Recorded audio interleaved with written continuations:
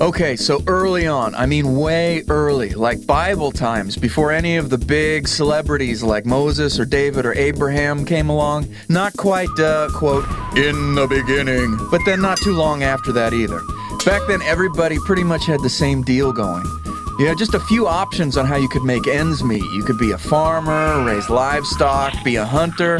If you were really good at it and you lived near the right people, maybe you could make clothes or tents or stuff like that.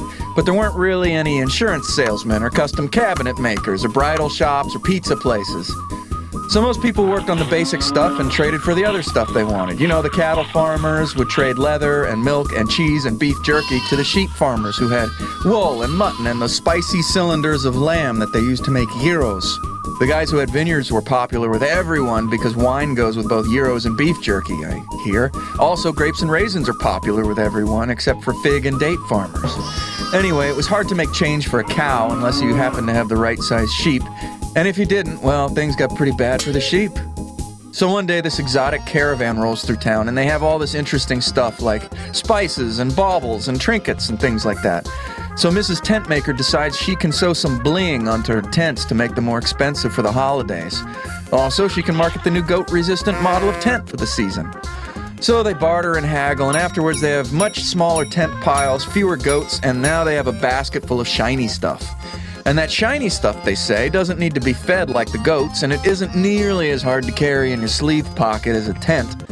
Say, Mrs. Tentmaker, why don't you hang some of these shiny things on your collar so Mrs. Ahmed can see them? And so instantly jewelry and currency were invented by the tent makers. Now, the Ahmeds were always self-conscious about their struggling and isolated fig and date plantation when they compared themselves to the relative wealth of the tent makers. So they started decorating their residences unnecessarily, and this led to the Great Goat and Bauble War of 1754 BC. And so by the time of the Bible celebrities, those trinkets and baubles had eventually turned into gold and silver currency. Bartering was still done with sheep and goats and cows, as well as wine and grapes. Figs and dates did well too, but not like gold and silver. Also, people had learned how to build things like cities and walls and pyramids, so goats weren't eating tents like the old days, except as snacks. Time passed, pants were invented, followed by pockets, which proved good for carrying currency, though not so good for carrying raisins or goats or tents.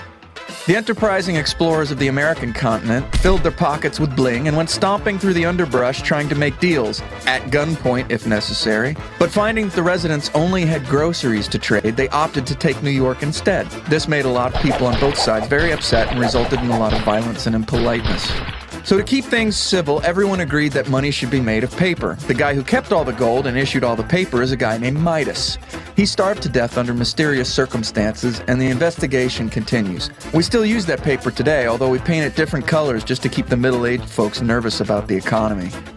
Then about 60 years ago, a teenager named Johnny Visa took his girlfriend out for a burger and fries kind of date, realizing all too late that he had left his wampum and his other dungarees.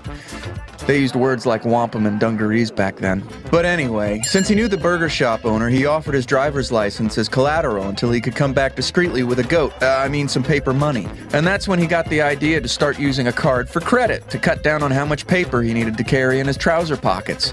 Filthy rich from the idea, he later married that girl, Susie MasterCard, but they split up a few years later over charge disputes.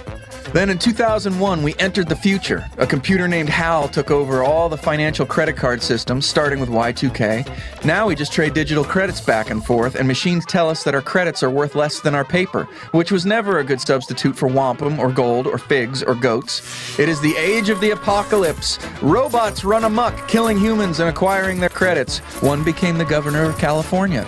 Most human survivors exist in a prison known as the middle class, working strenuously to pay artificial credits to a robot for possessions we need to impress our fellow prisoners. And that, my friends, is the whole real history of money.